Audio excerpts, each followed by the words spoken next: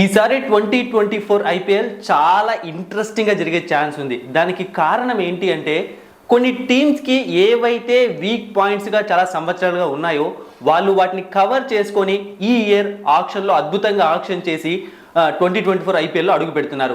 So అందుకే ఈసారి one side మ్యాచ్లన్నీ చాలా తక్కువగా జరిగే అవకాశం ఉంది. అంటే కొన్నిసార్లు మనం అనుకుంటూ ఉంటాం అనమాట, రెండు టీమ్స్ మధ్య మ్యాచ్ జరుగుతుంది అంటే పక్కా ఈరోజు ఈ మ్యాచ్ గెలిచేస్తుంది ఆ టీం అన్నట్టుగా. బట్ ఈసారి అలా జరిగే ఛాన్స్ ఉండదేమో అనిపిస్తుంది. దాంతోపాటుగా మీరు ప్రతి సీజన్ బాగా గమనించారు అంటే ఏదో ఒక టీం ఉంటుంది, ప్రతి టీంకి పాయింట్స్ ఇస్తూనే ఉంటుంది. అంటే వాళ్ళు వరుసగా 6 మ్యాచ్లు 7 మ్యాచ్లు అలా ఓడిపోతారు. సో ఈసారి అలాంటి టీం మనకు 2024 ఐపీఎల్లో కనిపించదు. అందుకే టఫ్ ఫైట్ ఉండే ఛాన్స్ ఉందని చెప్తున్నా. మరి 2024 ఐపీఎల్ ఎవరు గెలుస్తారు? సో ఒక్కొక్క టీం గురించి చిన్న చిన్న పాయింట్స్ చెప్తాను అనమాట. మీరు కామెంట్ సెక్షన్లో తెలియజేయండి ఎవరు 2024 ఐపీఎల్ గెలిచే ఛాన్స్ ఉందో. అండ్ అలాగే తెలుగు బస్ టెలిగ్రామ్ ఛానల్లో జాయిన్ అవ్వండి. డిస్క్రిప్షన్ బాక్స్లో లింక్ ఉంది. ఎందుకు జాయిన్ అవ్వాలి అంటే మరోసారి చెప్తున్నాను, సో గివ్ అవే అనేది త్వరలోనే స్టార్ట్ అవుతుంది. సో ఐపీఎల్ స్టార్ట్ అయ్యే ముందన్న స్టార్ట్ అవ్వచ్చు, లేకుంటే ఐపీఎల్ స్టార్ట్ అయిన ఒక 3-4 మ్యాచ్లు అయిపోయాక 1 వీక్ అయినా స్టార్ట్ అవ్వచ్చు అనమాట. టెలిగ్రామ్ ఛానల్లో ఉన్న వాళ్ళకే గెలిచే అవకాశం ఎక్కువగా ఉంటుంది. సో గివ్ అవేని మిస్ అవ్వకండి. దాంతోపాటుగా ఐపీఎల్ మ్యాచ్ ప్రిడిక్షన్స్ మీకు ఫ్రీగా దొరుకుతాయి. ఎటువంటి అమౌంట్ తీసుకోము, మంచి ప్రిడిక్షన్స్ ప్రొవైడ్ చేయడానికి ట్రై చేస్తాను. సో అందుకే వెళ్ళి జాయిన్ అవ్వండి. అండ్ ప్రెజెంట్ అయితే మీరు కరెంట్ ట్రెండ్స్ చూశారు అంటే మన టెలిగ్రామ్ ఛానల్లో ప్రతిరోజు ఎవరు టీంలో జాయిన్ అవుతున్నారు, ఏ ప్లేయర్ ఏ టీంతో జాయిన్ అయ్యాడు, ఏ ప్లేయర్ ఎప్పుడు వస్తున్నాడు, ఇలాంటి అప్డేట్స్ ఎప్పటికప్పుడు ఇస్తున్నాం అనమాట. అందుకే టెలిగ్రామ్ ఛానల్లో జాయిన్ అవ్వమని చెప్తున్నాను. సో ఇక కంటెంట్లోకి వెళ్ళిపోదాము. సో ఫస్ట్ నేను పంజాబ్ కింగ్స్తో స్టార్ట్ చేస్తున్నాను ఈ వీడియో. పంజాబ్ కింగ్స్లో స్టార్స్కి ఏ మాత్రం కుదవలేదు. ఒకసారి చూసుకున్నాము అంటే శిఖర్ ధవాన్ లాంటి కన్సిస్టెన్సీ ప్లేయర్ ఉన్నాడు. ఇక తర్వాత Sam Curran, Liam Livingstone, Kagiso Rabada రూపంలో ఓవర్సీస్ ప్లేయర్స్ డిపార్ట్మెంట్ చాలా స్ట్రాంగ్గా కనిపిస్తోంది. బ్యాకప్లో కూడా చాలా మంచి మంచి ఆల్రౌండర్స్ వీళ్ళకు ఉన్నారు. కానీ వీళ్ళకి వచ్చిన ప్రాబ్లం ఏంటి అంటే కన్సిస్టెన్సీ లేకపోవడమే. అంటే శిఖర్ ధవన్ కన్సిస్టెన్సీగానే ఆడతాడు, కానీ మిగతా ప్లేయర్స్ లియామ్ లివింగ్స్టన్ ఒక మ్యాచ్ ఆడితే 2 మ్యాచ్లు ఆడు. శామ్ కరన్ లాస్ట్ ఐపీఎల్ మొత్తం పూర్తిగా హ్యాండ్ ఇచ్చాడు పంజాబ్ కింగ్స్ టీంకు, అన్ని కోట్లు పెట్టి కొనుగోలు చేసిన. ఇక కగిసో రబాడాకు ఈ మధ్య కేవలం ఐపీఎల్లోనే కాదు టోటల్గా ఇంటర్నేషనల్ ఫార్మాట్లోనే కన్సిస్టెన్సీ ప్రాబ్లమ్స్ వస్తున్నాయి. సో మరి ఈసారి పంజాబ్ కింగ్స్ ఈ ప్రాబ్లమ్స్ అన్నిటినీ దాటుకొని వచ్చి 2024 ఐపీఎల్ కొడుతుందా లేదన్నది తెలియాలంటే మాత్రం చాలా సమయం పట్టే అవకాశం ఉంది. ఇక నెక్స్ట్ రాజస్థాన్ రాయల్స్ టీం విషయానికి వచ్చాము అంటే సో ఒక లాస్ట్ 2-3 సీజన్స్గా వీళ్ళ దగ్గర ఏదో ఇంటెంట్ కనిపిస్తుంది అనమాట, అద్భుతంగా ఆడాలని. అయితే ఆ ఇంటెంట్కి ముఖ్య కారణం టీంలో ఉన్న ఇండియన్ ప్లేయర్స్ అండ్ వాళ్ళకున్న ఒకే ఒక ఓవర్సీస్ ప్లేయర్ జోస్ బట్లర్ అనమాట. సో అంటే జోస్ బట్లర్ మంచి స్టార్ట్స్ ఇవ్వడం, తర్వాత యశస్వి జైస్వాల్ ఫెంటాస్టిక్గా ఆడడం. ఇక ఈ మధ్య మనం చూసాం ధ్రువ్ జురెల్ కూడా వీళ్ళ టీంలో ఉన్నాడు. చాలా ఖచ్చితంగా ఈ ఇద్దరి దగ్గర నుంచి ఈసారి బెస్ట్ పర్ఫార్మెన్స్ వచ్చే ఛాన్స్ ఉంది, ధ్రువ్ జురెల్ దగ్గర నుంచి, యశస్వి జైస్వాల్ దగ్గర నుంచి. ఇక షిమ్రాన్ హెట్మేర్ రూపంలో ఒక మంచి ఫినిషర్ ఉండడం. సో టీం బాగానే సెట్ అయిపోయింది, కానీ ఎక్కడో ఏదో చిన్న ప్రాబ్లం అనమాట. దాన్ని ఎవరు పసిగట్టలేకపోతున్నారు. అంటే ఆల్రౌండర్ లేకపోవడం అని చెప్పి మనం అనుకుంటున్నాం, కానీ సో ఆ ఒక్క ప్లేస్ వల్లే ఒక మ్యాచ్ రిజల్ట్ అయితే మారిపోదు కదా. సో వీళ్ళకున్న ప్రాబ్లం ఏంటి అంటే ఇంపార్టెంట్ టైంలో వికెట్స్ కోల్పోవడం, ఇంపార్టెంట్ టైంలో వికెట్స్ తీయలేకపోవడం. అంటే ఇది ఒకే విధంగా వర్తిస్తుంది బౌలింగ్కి బ్యాటింగ్కి. అందుకే రాజస్థాన్ రాయల్స్ వెనకబడుతుంది అనిపిస్తుంది. ఒకసారి మీరు మ్యాచెస్ అన్ని చూసుకున్నారు అంటే వాళ్ళ ప్రాబ్లం అదే. మంచి రన్ రేట్ని తెచ్చుకుంటారు, సడన్గా ఒక వికెట్ పడగానే ఇక అదే ఫ్లోలో వికెట్స్ అన్ని పడిపోతున్నాయి. సో చెప్పాలంటే ఇండైరెక్ట్గా మన టీమిండియా టైప్ అని చెప్పాలంటే, ఇప్పుడు కాదు ఒకప్పుడు టీమిండియా ఇలానే ఉండేది. సో ఆ విధంగా అందుకే ఈ ప్రాబ్లమ్స్ ఫేస్ చేస్తుంది. మరి ఈ ఇయర్ వాటన్నిటిని అధిగమిస్తారా లేదా చూడాలి.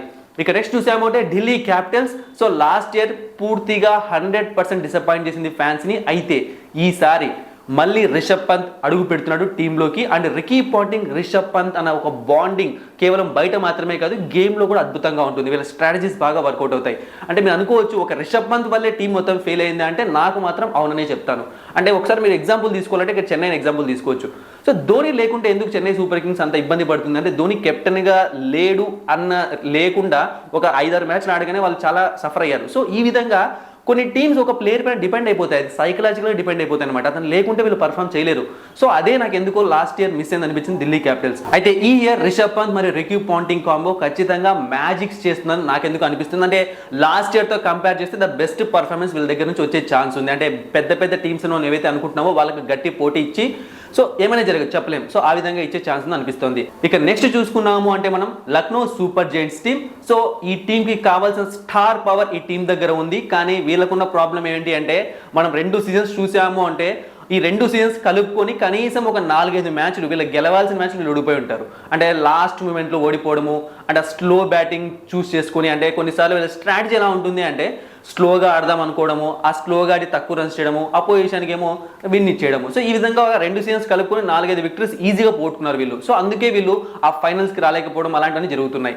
సో మరి ఈ ఇయర్ దాన్ని వీళ్ళు ఎలా అధిగమిస్తారో చూడాలి. ఎందుకంటే ప్రతి వీడియోలో చెప్తున్నాను, కేఎల్ రాహుల్ కొత్త పొజిషన్ ఉంటుంది. ఈ పొజిషన్ అనేది గేమ్ని చాలా ఎక్కువగా చేంజ్ చేసే అవకాశం ఉంది. అది నెగిటివ్గా పాజిటివ్గా తెలియాలంటే మాత్రం వెయిట్ చేయాల్సిందే. ఇక next KKR. So Shreyas Iyer captain, last season ఆడలేదు. అయితే కేకేఆర్ టీంకి ఈసారి ఒక బూస్ట్ ఏంటి అంటే గౌతమ్ గంభీర్ టీంలోకి రావడం. సో గౌతమ్ గంభీర్ ఆ టీంకి 2 విజయాలు అందించాడు కెప్టెన్గా, అంటే ఐపీఎల్ ట్రోఫీలు అందించాడు.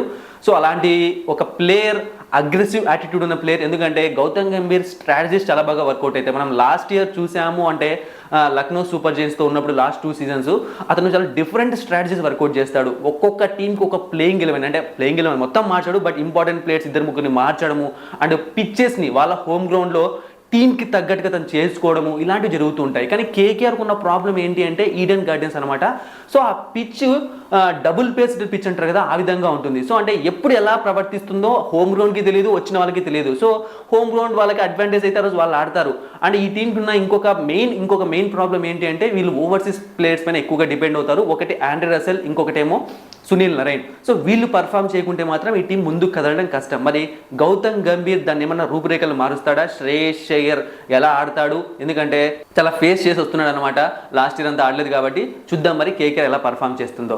ఇక నెక్స్ట్ చూసాము అంటే రాయల్ ఛాలెంజర్స్ బెంగళూరు మొత్తానికి ఆర్సీబీ ఉమెన్స్ టైటిల్ కొట్టేసింది అనమాట. అంటే మనం టోటల్ ఫ్రాంచైజీ పరంగా తీసుకున్నప్పుడు వాళ్ళు ఆ ట్రోఫీ కోసం, ఐపీఎల్ ట్రోఫీ కోసం ఎన్నో సంవత్సరాలు ఎదురు చూస్తున్నారు. ఉమెన్స్ టీం అయితే 2సారికి కొట్టేసింది, బట్ మెన్స్ టీం ఇంకా పోరాటం చేస్తూనే ఉంది. మరి ఈసారి ట్రోఫీ కొడతారా అంటే, సో ట్రోఫీ కొడతారా లేదా పక్కన పెడితే మాత్రం ఈసారి ద బెస్ట్ సీజన్ ఇస్తుందని చెప్పి నేను కొన్ని వీడియోస్లో చెప్పాను. ఎందుకు అంటే మనం స్టార్టింగ్లో ఆప్షన్ అయిపోయిన వెంటనే ఏదో బౌలింగ్ డిపార్ట్మెంట్ చూసేసి ఏదో జరిగిపోతుంది ఈ డిపార్ట్మెంట్లో, చాలా ఘోరంగా ఉంది అనుకున్నట్టున్నాం. కానీ సో ప్లేయింగ్ ఎలెవెన్ మొత్తం సెట్ చేసి చూస్తే మరి అంత ఘోరంగా అయితే నాకైతే కనిపించట్లేదు. సో స్పిన్ డిపార్ట్మెంట్లో కరణ్ శర్మ ఎక్స్పీరియన్స్డ్ ప్లేయరే. అండ్ వాళ్ళు స్పిన్ని ఎందుకు టార్గెట్ చేయలేదు అంటే చిన్నస్వామి స్టేడియంలో ఎవరు బౌలింగ్ వేసినా కొడతారు, ఖచ్చితంగా కొడతారు. అంటే స్పిన్నర్స్ ఆ పక్క టీం అయినా ఈ పక్క టీం అయినా, ఎందుకంటే చిన్న గ్రౌండ్ కాబట్టి. సో అందుకే వాళ్ళు స్పిన్నర్స్ పైన తక్కువ కాన్సన్ట్రేషన్ చేశారు.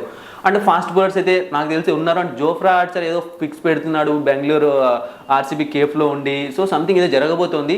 సో ఈ సీజన్ బ్యాటింగ్ పరంగా అయితే చాలా స్ట్రాంగ్గా కనిపిస్తోంది. బౌలింగ్ పరంగా తీసుకున్నా సరే, సో స్పిన్ పరంగా తీసుకున్నా సరే గ్లెన్ మ్యాక్స్వెల్ స్పిన్గా వేసే ఛాన్స్ ఉంది, ఫుల్ ఓవర్స్. అండ్ అలాగే కెమెరన్ గ్రీన్ ఒక ఆల్రౌండింగ్ డిపార్ట్మెంట్ వచ్చింది. అలాగే మొహమ్మద్ సిరాజ్ మంచి ఫామ్లోనే ఉన్నాడు. సో ఈ విధంగా చూసుకున్నప్పుడు ఈసారి ఆర్సీబీ ద బెస్ట్ ఫైట్ ఇవ్వబోతుంది అనిపిస్తుంది. మరి టైటిల్ కొడుతుందా లేదో కామెంట్ సెక్షన్లో మీరు తెలియజేయండి. ఇక నెక్స్ట్ గుజరాత్ టైటన్స్ టీం గురించి మాట్లాడాలి. 2 సీజన్స్ బ్లాక్ బస్టర్ సీజన్స్ వాళ్ళకి. ఒకసారి కప్పు కొట్టారు, ఒకసారి రన్నర్స్ అయ్యారు. సో అయితే ఈ ఇయర్ హార్దిక్ పాండ్యా ఆ టీంలో లేడు. శుభ్మన్ గిల్ వాళ్ళ టీంకి కెప్టెన్. సో ప్రతి 2 సీజన్స్కి మనం గుజరాత్ టైటన్స్ తక్కువ అంచనా వేసాం. సో ఈసారి కూడా తక్కువ అంచనా వేయాల్సిన అవసరం లేదు. వాళ్ళ టీంలో కావాల్సిన వాళ్ళకు అవసరమైన ఆయుధాలు ఉన్నాయి. బట్ మొహమ్మద్ షమీ లేకపోవడం అనేది టీంకి ఖచ్చితంగా మైనస్ అవుతుంది. ఎందుకంటే మొహమ్మద్ షమీ కన్నా మంచి బౌలర్స్ ఉండొచ్చు, కానీ మొహమ్మద్ షమీ లాగా కన్సిస్టెంట్గా బౌలింగ్ చేసే వాళ్ళు ఉండడం చాలా కష్టం. ఎందుకంటే మొహమ్మద్ షమీ దగ్గర ఆ కన్సిస్టెన్సీ పవర్ అనేది ఎక్కువ అనమాట. సో కనీసం ఒక మ్యాచ్లో ఫెయిల్ అయ్యాడంటే బ్యాక్ టు బ్యాక్ 4-5 మ్యాచ్లు మంచి బౌలింగ్ వేస్తాడు. సో చాలా కష్టం అనమాట అలాంటి బౌలింగ్ని ఇంకొకరి దగ్గర నుంచి రాబట్టుకోవడం. ఇది ఆ టీంకి మైనస్ అయ్యే అవకాశం ఉంది. అదే టైంలో హార్దిక్ పాండ్యా లేకుండా ఒక కొత్త నాయకత్వంలో టీం ఎలా ముందుకు కదులుతుంది. సో తక్కువ అంచనా అయితే వేయకండి. కప్పు కొడుతుందా లేదా పక్కన పెట్టేస్తే మాత్రం వాళ్ళని మనం రూల్ అవుట్ చేయలేమన్నమాట. ఏమో మ్యాజిక్ చేయగలరు, బట్ అది depends upon Shubman Gill pressure ఎలా తీసుకుంటాడు యాజ్ ఎ కెప్టెన్గా, ఎలాంటి స్ట్రాటజీస్ అతను బిల్డ్ చేస్తాడు అని చెప్పి. ఇక నెక్స్ట్ చూసాము అంటే ముంబై ఇండియన్స్ టీం. సో చాలా అద్భుతంగా ఉంది ఈసారి టీం. చాలా ఏ విధంగా చూసుకున్నా చాలామంది స్పిన్ ఏదో ప్రాబ్లం అంటున్నారు. కానీ సో మనం ప్రతిసారి వీళ్ళ స్పిన్ డిపార్ట్మెంట్ గురించే మాట్లాడుతూ ఉంటాము. కానీ వాళ్ళకి సంబంధించిన బౌలర్స్ ఎవరో ఒకరు టాప్ 3, టాప్ 4లో ఉంటారు స్పిన్నర్స్ వికెట్ తీసుకునే దాంట్లో. సో నో ప్రాబ్లం, పీయూష్ చావ్లాతోనే హ్యాండిల్ చేసుకునే అవకాశం ఉంది హార్దిక్ పాండ్యా. సో రోహిత్ శర్మ లాంటి ఎక్స్పీరియన్స్డ్ కెప్టెన్సీ టీంలో ఉన్నప్పుడు అతను కూడా తన సలహాలు ఇస్తూ ఉంటాడు. టీం మాత్రం బ్యాటింగ్ పవర్ హౌస్ అనే చెప్పాలి. అంటే ప్రతి ఒక్కరు మ్యాచ్ విన్నర్సే. ఇక గెరాల్డ్ కోట్జీ, దిల్షన్ మధుశంక, సో ఇలాంటి ప్లేయర్స్ చాలా పేర్లు వినిపిస్తున్నాయి. వాళ్ళు స్టార్టింగ్ 1-2 మ్యాచ్లకు ఆడరు అని చెప్పి న్యూస్ వస్తుంది. బట్ నో ప్రాబ్లం అనమాట, వాళ్ళు ఏమైనా చేయగలరు. ఈసారి కప్పు కొట్టినా కూడా ఆశ్చర్యపోనవసరం లేదు. బట్ టీం మాత్రం అద్భుతంగా ఉంది. ఈ టీంని కొట్టాలి అంటే ఖచ్చితంగా మిగతా టీం కొంచెం కష్టపడాలనిపిస్తుంది. ఇక నెక్స్ట్ చూసాము అంటే Chennai super Kings. So Chennai super Kings team గురించి మనం ఎంత చెప్పినా తక్కువే అనమాట. ఆ టీం గత కొన్ని సంవత్సరాలుగా most consistent team and M S Dhoni కెప్టెన్సీలో అతను తీసుకునే నిర్ణయాలతోనే ఆ టీం చాలా ముందుకు వెళ్తూ ఉంటుంది. సో ఇదే టీం తీసుకొని వెళ్ళి మీరు ఇంకొక టీంకి ఇస్తే ఖచ్చితంగా వాళ్ళు ఇన్ని విజయాలు సాధించలేరు. గెలవరని చెప్పట్లేదు, ఎందుకంటే ఎంఎస్ ధోని తీసుకునే క్విక్ డెసిషన్స్ అనేవి ఆ టీంకి యూజ్ అవుతున్నాయి. సో ఈసారి ఎంఎస్ ధోనికి లాస్ట్ సీజన్ అయ్యే ఛాన్స్ ఉందని నేను ఆల్రెడీ చెప్పాను. ఖచ్చితంగా 100% డౌటే లేదు.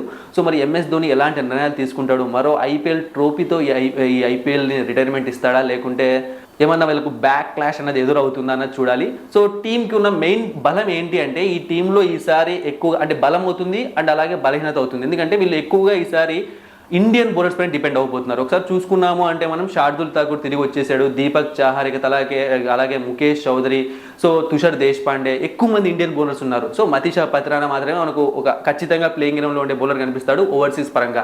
సో మరి ఇది మైనస్ అవుతుందా ప్లస్ అవుతుందా తెలియాలంటే వెయిట్ చేయాల్సిందే. బట్ టీం మాత్రం అద్భుతంగా ఉంది, ఆల్రౌండర్స్తో నిండిపోయింది ఈ టీం. అండ్ జడేజా లాంటి ప్లేయర్ అండ్ డెవాన్ కాన్వే లేకున్నా కూడా వీళ్ళకి ఎటువంటి ప్రాబ్లం లేదు, రచిన్ రవీంద్ర ఉన్నాడు. సో చూద్దాం మరి ఎలా జరుగుతుందో ఈ 2024 ఐపీఎల్. సిఎస్కేకి గెలుస్తుందో లేదో కామెంట్ సెక్షన్లో తెలియజేయండి. ఇక next Sunrisers Hyderabad. So last ఇయర్తో పోలిస్తే నాకు తెలిసి ఈసారి టీం జబర్దస్త్ మస్తు ఉందని చెప్తాను నేను, అంటే తెలంగాణ భాషలో చెప్పాలంటే. ఎందుకంటే లాస్ట్ ఇయర్ వరకు చాలా ప్రాబ్లమ్స్ ఉన్నాయి టీంలో, బట్ ఈ ఇయర్ ఆక్షన్కి వెళ్ళి చాలా మంచిగా ప్లేయర్స్ని తెచ్చుకున్నారు. అండ్ మరీ ముఖ్యంగా కెప్టెన్సీ చేంజ్ అనేది గేమ్ చేంజర్ అయ్యే అవకాశం ఉంది. సో ఎటువంటి కెప్టెన్కైనా ప్రపంచంలో ఒక్కోసింత లక్ అనేది ఖచ్చితంగా ఉండాలి. బట్ ప్రజెంట్ ట్రెండ్స్ చూసామంటే ప్యాట్ కమిన్స్కి అది చాలా కనిపిస్తోంది. సో ప్లేయర్స్ బాగున్నారు, కెప్టెన్కి కావాల్సిన లక్ కనిపిస్తోంది. ఇవన్నీ చూసుకున్నాము అంటే ఈ ఇయర్ ఖచ్చితంగా మనం పాత ఎస్ఆర్ఎస్ని చూసే అవకాశం ఉంది. అంటే ఇంతకుముందు డేవిడ్ వార్నర్ ఉన్నప్పుడు వాళ్ళు ఎలా పర్ఫామ్ చేసేవాళ్ళు, బ్యాక్ టు బ్యాక్ కొన్ని సీజన్స్లో వాళ్ళు అద్భుతంగా రాణించారు. సో అలాంటి పర్ఫార్మెన్స్ ఎస్ఆర్ఎస్ దగ్గర నుంచి ఈ ఇయర్ వస్తుంది అనిపిస్తుంది. ముఖ్యంగా బౌలింగ్ డిపార్ట్మెంట్ చాలా డేంజరస్గా కనిపిస్తుంది. బ్యాటింగ్లో మంచి బ్యాట్స్మెన్స్ ఉన్నారు, అంటే హిట్టర్స్ ఉన్నారు, స్లోగా ఆడే వాళ్ళు ఉన్నారు, కానీ బౌలింగ్ మాత్రం చాలా డేంజరస్గా ఉంది వీళ్ళది. ముఖ్యంగా Marco Jansen, Pat Cummins, Bhuvneshwar Kumar. So ఇలాంటి ప్లేయర్స్ ఉన్నప్పుడు ఏ టీం అయినా అవతల టీం కొంచెం ఇబ్బంది పడక తప్పదు. సో అందుకే ఎస్ఆర్హెచ్ టీం చాలా డేంజరస్గా ఉందని చెప్తున్నాను. ఈసారి ఏదైనా మ్యాజిక్ క్రియేట్ చేసినా కూడా ఆశ్చర్యపోనవసరం లేదు. సో నాకు తెలిసి అన్ని టీమ్స్ కవర్ చేశాయని అనుకుంటున్నారు. మరి ఏ టీం 2024 ఐపీఎల్ కప్పు గెలుస్తుందో కామెంట్ సెక్షన్లో తెలియజేయండి. Thank you for watching and supporting మీ. మరిన్ని ఇంట్రెస్టింగ్ వీడియోస్ కోసం సబ్స్క్రైబ్ చేయడం మర్చిపోకండి.